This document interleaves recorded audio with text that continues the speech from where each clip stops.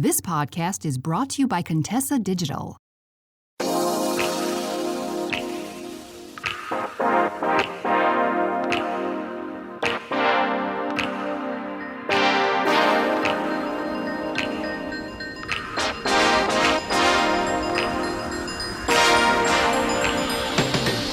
So, in case you haven't heard the news lately, Bumble is run by idiots. So, the dating app that was once known for women's empowerment and allowing women to make the first move in dating decided to rebrand with a campaign that is incredibly tone deaf. If you've been on TikTok or Instagram lately, you have probably seen the billboards. And the billboards were put, I believe, in Los Angeles, and they say, "You know full well that celibacy is not the answer." And then another billboard that just says, "Celibacy is not the answer."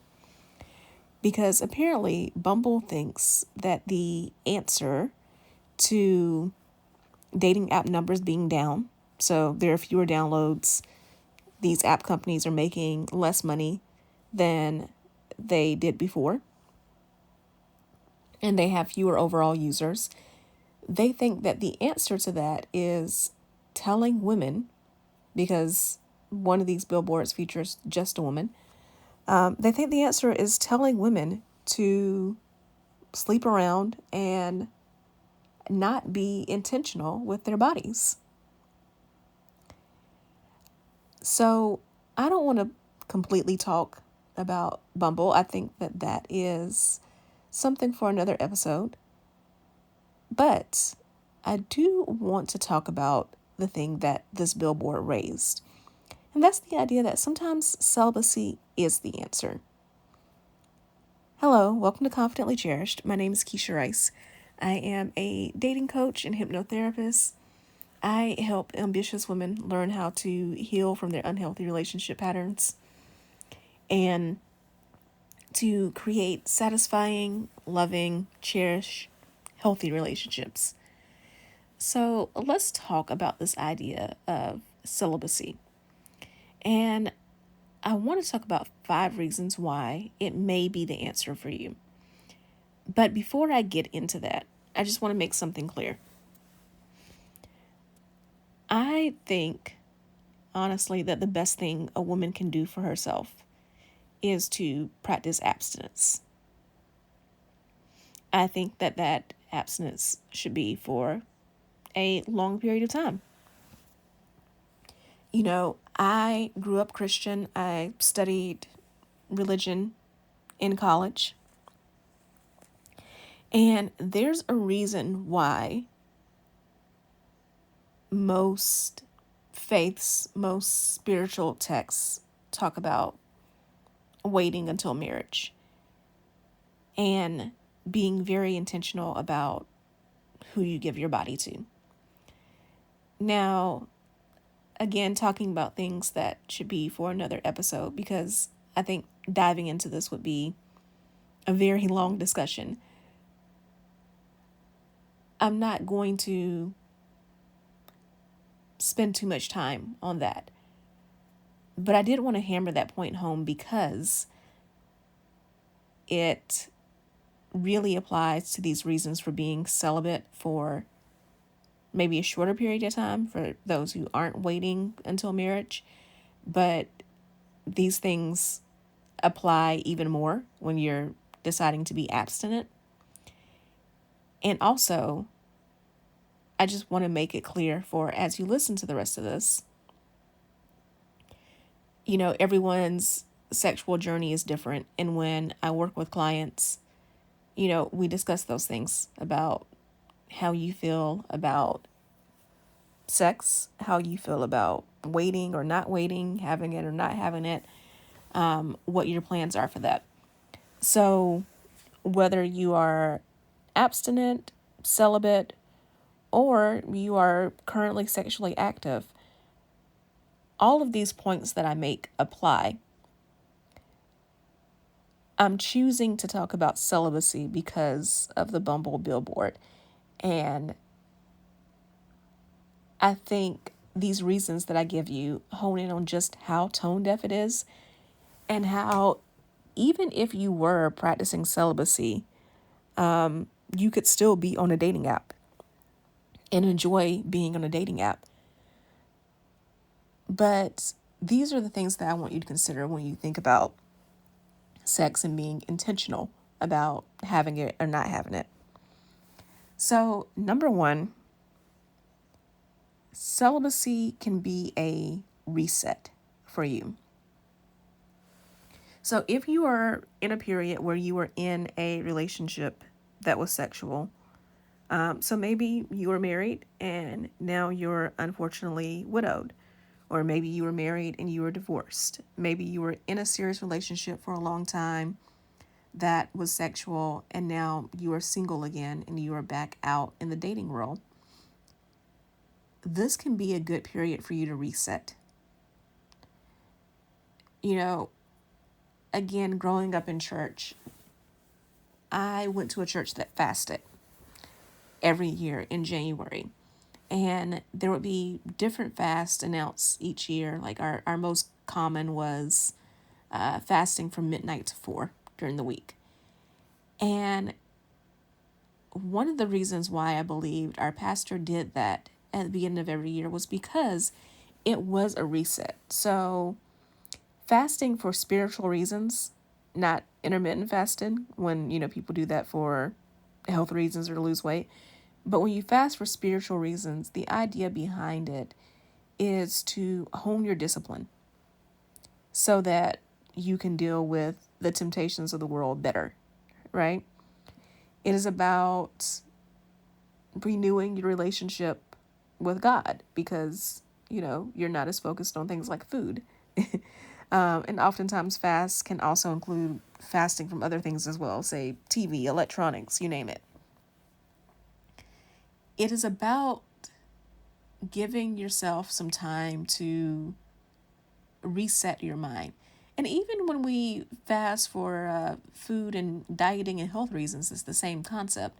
The idea behind intermittent fasting is to give your body a reset, to not eat long enough for your body to digest everything that's already in your stomach, so that your body's not producing so much glucose and insulin to better regulate your blood sugar and in turn help you with losing weight, and also possibly help with inflammation and things like that. There's still a lot of research medically on intermittent fasting and all the benefits, but that's the basic concept.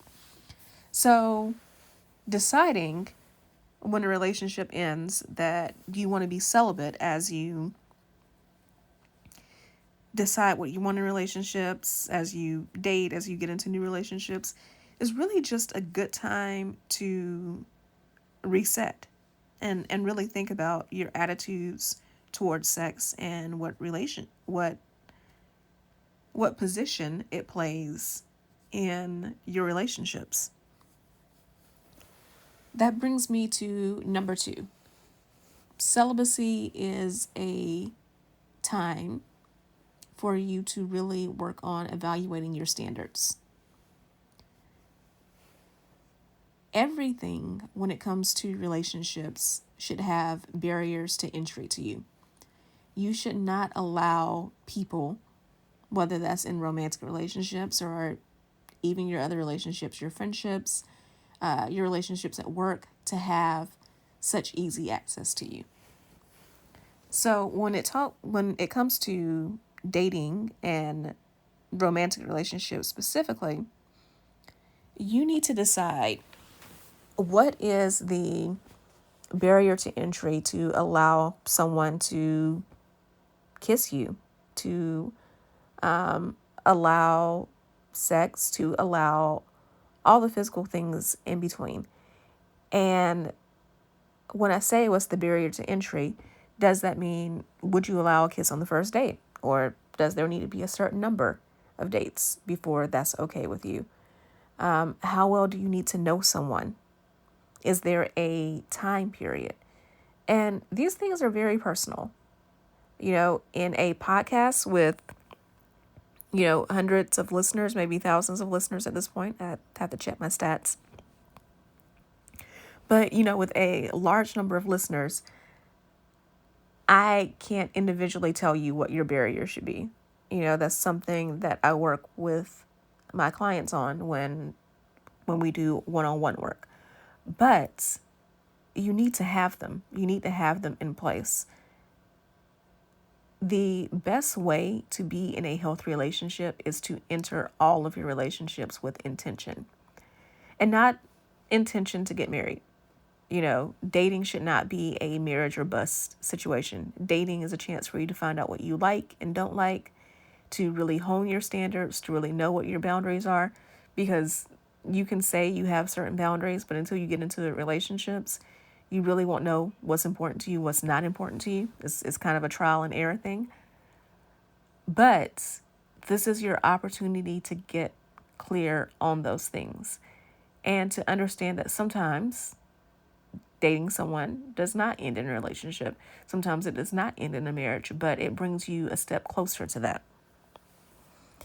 The third thing is developing discipline. So this goes back to also point one, and it being celibacy being a reset. But, I have worked with women who, for them, in their previous relationships, sex was the only form of affection they received. And because of that, they felt that every relationship needed to include sex and needed to include it early on, because they assumed that physical intimacy was the only type of intimacy, which is not. There are so many ways to be intimate with a person while your clothes are still on. But if that's the past history you've had with relationships, then it can be hard to break that habit. Back to, again, my church fasting and other religious groups fasting, not just Christians, but, Muslims have Ramadan, for example. Fasting is very common throughout spiritual faith-based communities. And part of it is developing discipline, being able to say no to something. So if you were in a position where you were once sexually active and now you're making the decision to be celibate and to abstain for a period of time, part of this is you developing your sexual discipline and also developing your mental discipline. And also talking back to point number 2 about barriers to entry is learning how to, again, be more picky, be more choosy about who has access to you and what type of access they get. So point 4 is that having this period of celibacy allows you to work on expressing your boundaries. Because if you are making the decision to abstain from sex, whatever the time period is, whether that is permanently, or, until you get married, or until you are in what you consider to be a permanent committed relationship, or whether this is something that you're doing for a year, 2 years, 6 months, whatever the time period may be.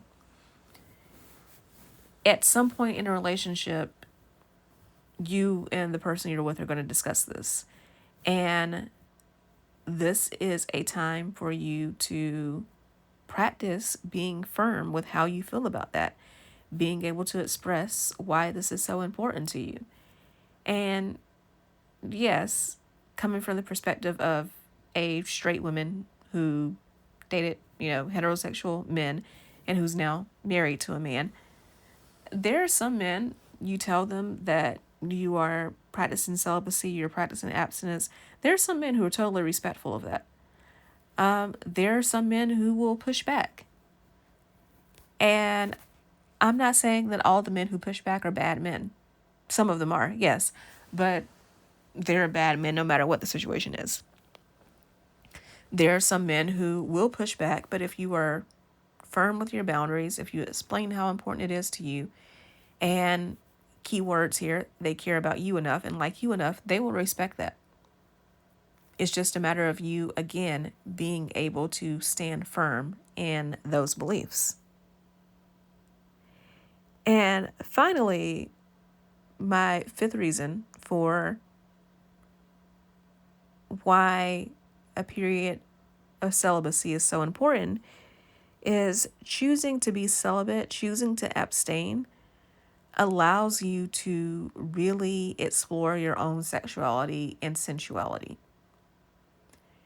Too often, when it comes to sexual relationships, women are male-centered.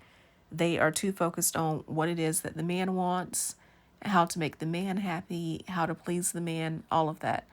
And I'm not saying that your partner's wants and needs and desires aren't important, because they are.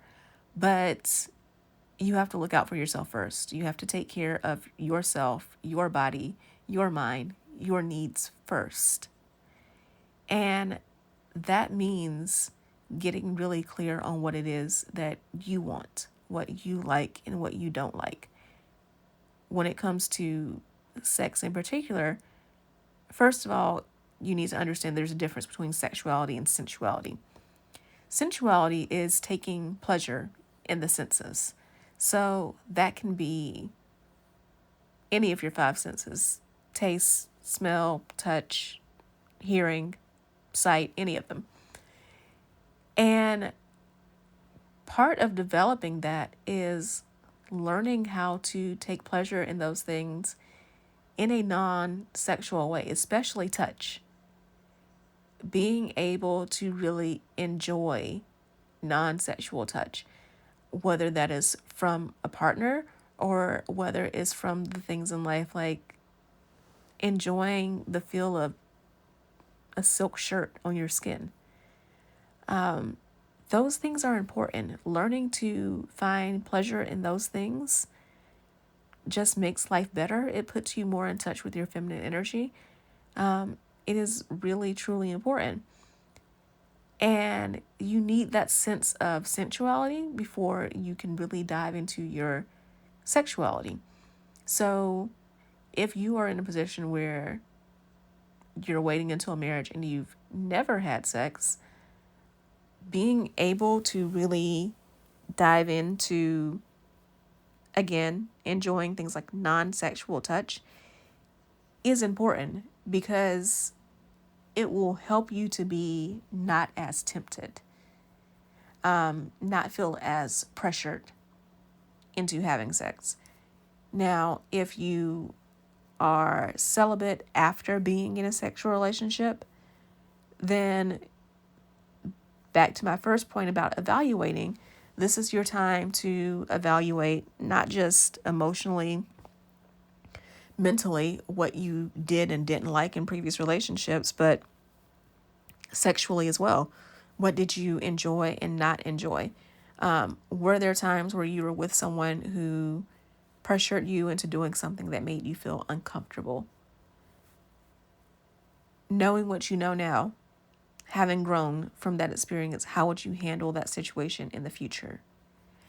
How would you talk about that to a future partner, one who truly cared about you and wanted to hear about your history so that they could treat you better?